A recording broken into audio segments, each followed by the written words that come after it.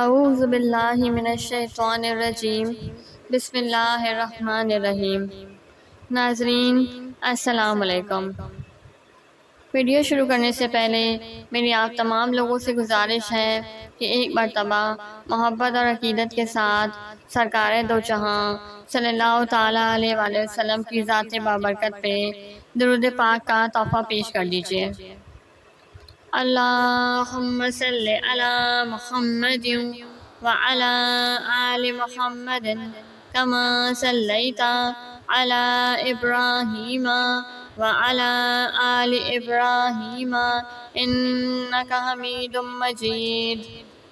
اللہم بارک علی محمد وعلی آل محمد کما بارکت علی ابراہیم وعلی آل ابراہیم انک حمید مجید۔ اخلاق نبوت۔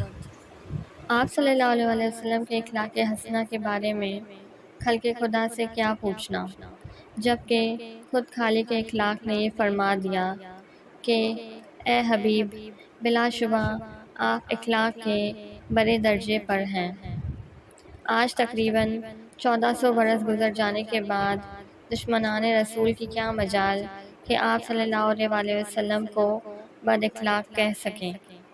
اس وقت جب کہ آپ صلی اللہ علیہ وآلہ وسلم اپنے دشمنوں کے مجموعوں میں اپنے عملی کردار کا مظاہرہ فرما رہے تھے، خداوند قدوس نے قرآن میں اعلان فرمایا کہ اے حبیب، خدا کی رحمت سے آپ لوگوں سے نرمی کے ساتھ پیش آتے ہیں۔ اگر آپ کہیں بد اخلاق اور سخت دل ہوتے تو یہ لوگ آپ کے پاس سے ہٹ جاتے۔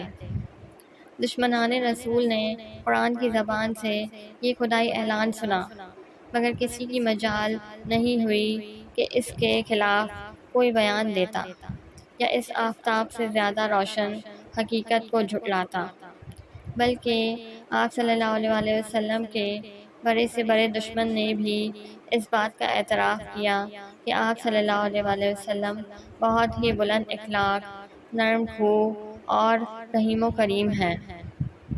بہرحال حضور صلی اللہ علیہ وآلہ وسلم محاسن اخلاق کے تمام گوشوں کے جامع تھے، یعنی حلم و عفو، رحم و کرم، عدل و انصاف، جود و سخا، ایثار و قربانی، مہمان نوازی، عدم تشدد، شجاعت، ایفائے عہد، حسن معاملہ، صبر و قناعت، نرم گفتاری، خوش روئی، ملنساری، مساوات، غم خواری، سادگی و بے تکلفی، تواضع و انکساری، حیاداری کی اتنی بلند منزلوں پر آپ صلی اللہ علیہ وآلہ وسلم فائز و سرفراز ہیں کہ حضرت عائشہ رضی اللہ تعالیٰ عنہا نے ایک جملے میں اس کی صحیح تصویر کھینچتے ہوئے ارشاد فرمایا کہ کانا خلق القرآن، یعنی تعلیمات قرآن پر پورا عمل، یہی آپ صلی اللہ علیہ وآلہ وسلم کے اخلاق تھے۔ سبحان اللہ، وآخر دعوانا ان الحمد للہ رب العالمین۔